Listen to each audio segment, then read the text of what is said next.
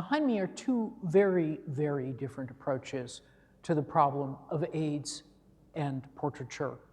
And they are different by design. They have two different publics, and they have two different politics. Over my shoulder is an image by David Wojnarowicz, the great activist artist, who in this instance literally found a patch of dry ground, excavated a trench, buried his own face, and shot himself as if in a grave. Wojnarowicz, from the beginning of the plague, came to understand his work as shocking us out of our complacency, exposing the twin defects of homophobia and racism that had made America over into essentially two different countries, one fully aware of the effects of the plague, and the other one as if in a bubble, unaware of mass suffering in other communities, in other places. Wojnarowicz wanted to aggressively push his perspective. But the other artist here, Felix Gonzalez-Torres, took a different approach. Softer, more indirect, not less political, but less obviously so.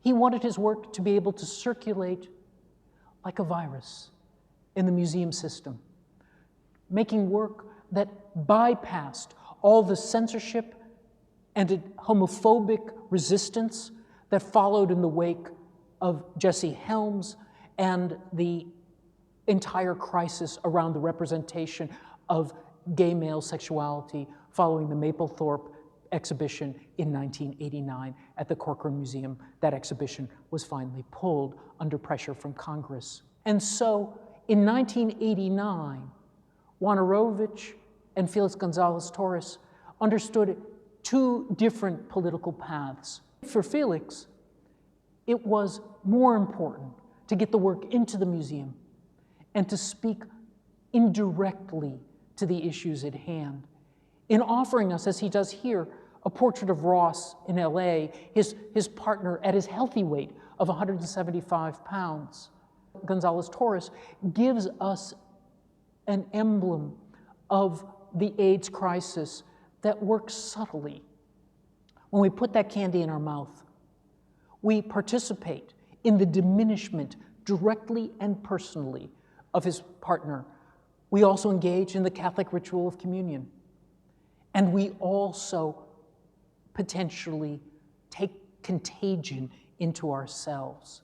In an era which cleaved gay from straight and, even more powerfully, AIDS from non-AIDS, this is an image that brings us close, brings us into contact, makes us realize that we are the cause of his partner's diminishment. But this picture, instead, doesn't want to operate in indirect terms. It wants to scream.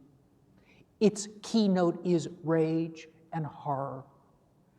And that, ironically, even decades after these works were made, still resonates so powerfully that one of Wojnarowicz's works was excised from this exhibition following protests, making clear the degree to which his modality, his aggressive, in-your-face activist art, can still offend the powers that be.